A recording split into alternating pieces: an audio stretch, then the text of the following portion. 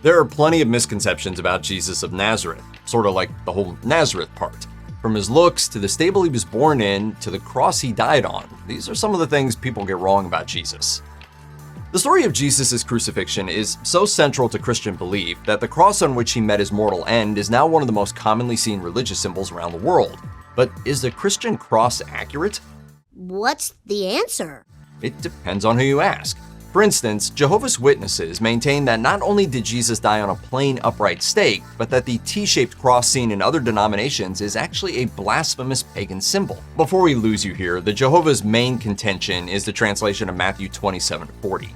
Most English translations have it reading, "Come down from the cross if you are the Son of God."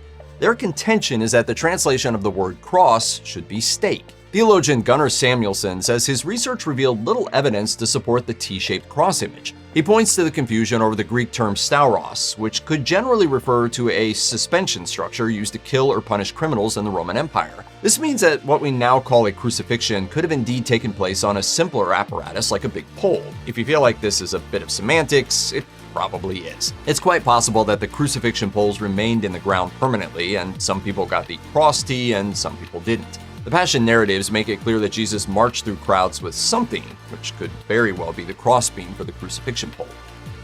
Jesus was one of a kind.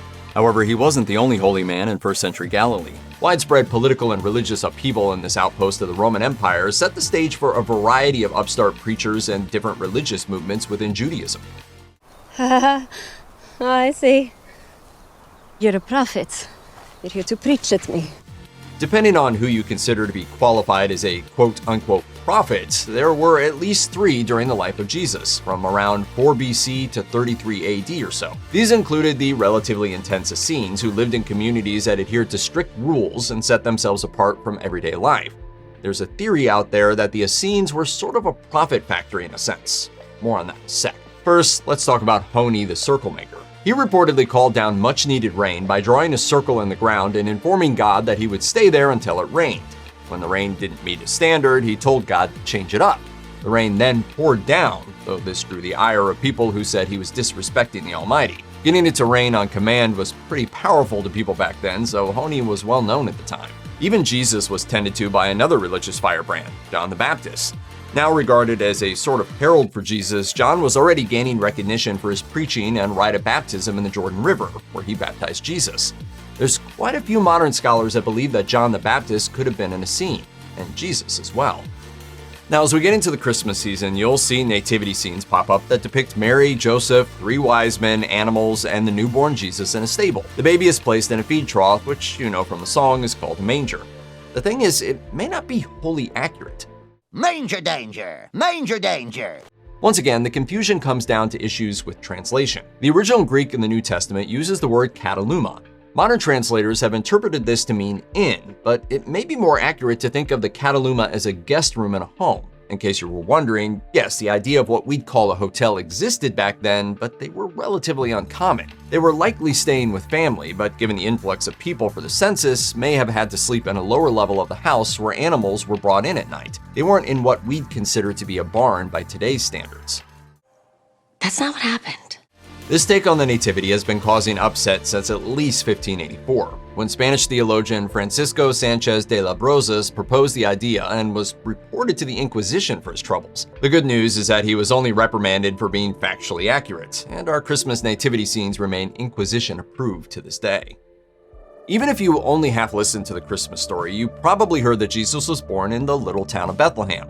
But if you take a closer look at the Gospels, basic details like his birthplace are less certain than you might expect. The Gospels of Matthew and Luke claim Jesus was born in Bethlehem, though they differ on certain key details. For instance, Matthew throws in the narrative thread about a star guiding the wise men there, which, by the way, there's no mention of how many, so your nativity scene is actually inaccurate that way too. Luke mentions no such thing, but does claim that angels directed shepherds to worship baby Jesus. Meanwhile, the Gospel of Mark, likely the earliest written account from about circa 50 AD, doesn't mention Bethlehem at all. Neither does the Gospel of John, or the Book of Revelation, or just about anything written by the Apostle Paul. John's Gospel is noteworthy for its absence, as it's seen as a first-hand account from the so-called disciple Jesus loved, John himself. With the old Jewish traditions that tied a Messiah to King David via Bethlehem, its non-mention is noteworthy. So, if not Bethlehem, then where?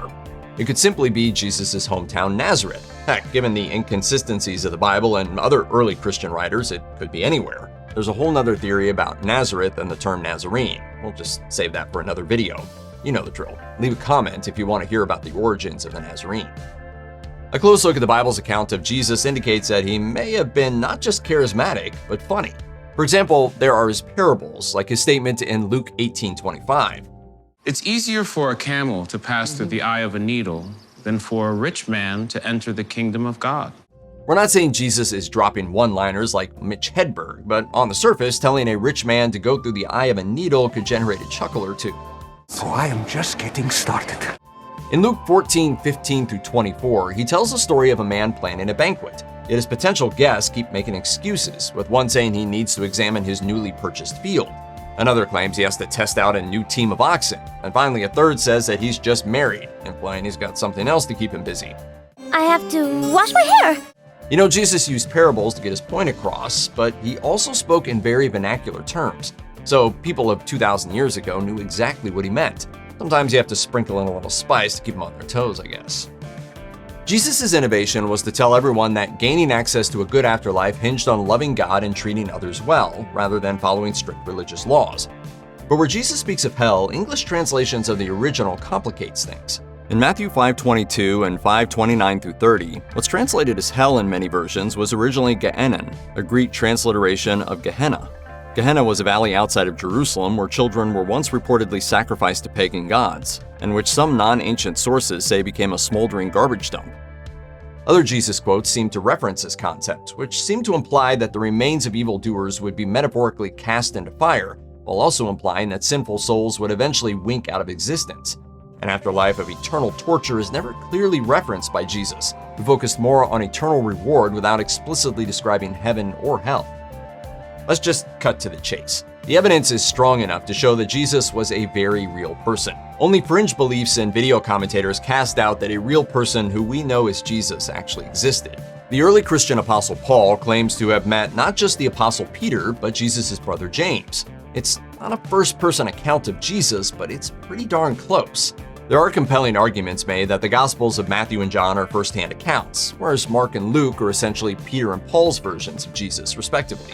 Professor Bart Ehrman, a noted biblical scholar, also argues that the earthly downfall of Jesus is a key piece of evidence. If someone had made up a mythical son of God who'd come to redeem all of humanity, why would they also have him taken down so easily and in such a humiliating fashion? Father, forgive them.